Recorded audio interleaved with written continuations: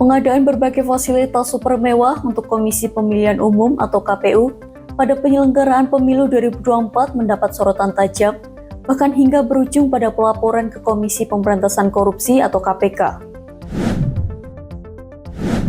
Berbagai fasilitas mewah tersebut antara lain jet pribadi atau private jet, helikopter, mobil mewah, apartemen, padahal sudah ada rumah dinas.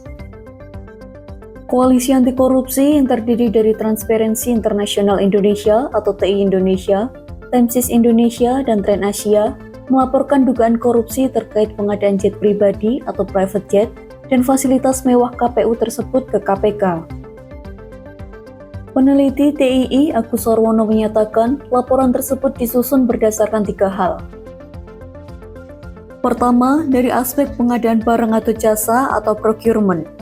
Sejak tahap perencanaan, pengadaan sewa private jet dinilai sudah bermasalah. Apalagi perusahaan yang dipilih oleh KPU masih tergolong baru dan tidak punya pengalaman sebagai penyedia. Bahkan dikualifikasikan sebagai perusahaan skala kecil. Dari sisi waktu, masa sewa private jet tidak sesuai dengan tahapan distribusi logistik pemilu. Ada temuan bahwa ada keanehan dari rute private jet yang disewa tersebut justru tidak dilakukan ke daerah yang disebut KPU sebagai daerah yang sulit dijangkau atau terluar. Sehingga ada indikasi private jet digunakan bukan untuk kepentingan pemilu. Ketiga, dugaan pelanggaran terhadap regulasi perjalanan dinas pejabat negara. Lebih lanjut, melalui penelusuran sirup, ditemukan paket pengadaan sewa dukungan kendaraan distribusi logistik senilai Rp46,19 miliar yang diuraikan untuk monitoring dan evaluasi logistik pemilu 2024. Dua dokumen kontrak terkait pengadaan masing-masing tertanggal 6 Januari 2024 atau Rp40,19 miliar dan 8 Februari 2024 atau Rp25,29 miliar, total mencapai Rp65,5 miliar. Agus Sarwono mengungkapkan adanya indikasi markup karena nilai kontrak melebihi pagu yang ditetapkan.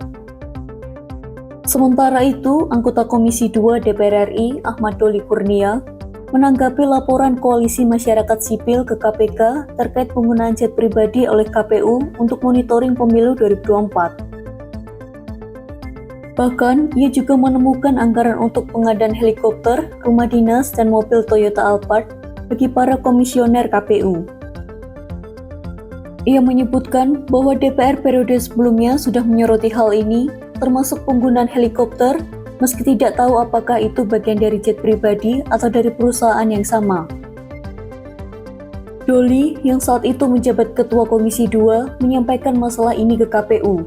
Ia juga mempertanyakan mengapa komisioner diberikan apartemen padahal sudah memiliki rumah dinas. Doli juga menyoroti soal mobil di mana komisioner memiliki lebih dari satu. Ia meminta KPU mengoreksi fasilitas tersebut, menyebutkan bahwa satu komisi bisa memiliki 3 mobil, termasuk Alphard dan bahkan rencana pembelian mobil keempat yang akhirnya batal.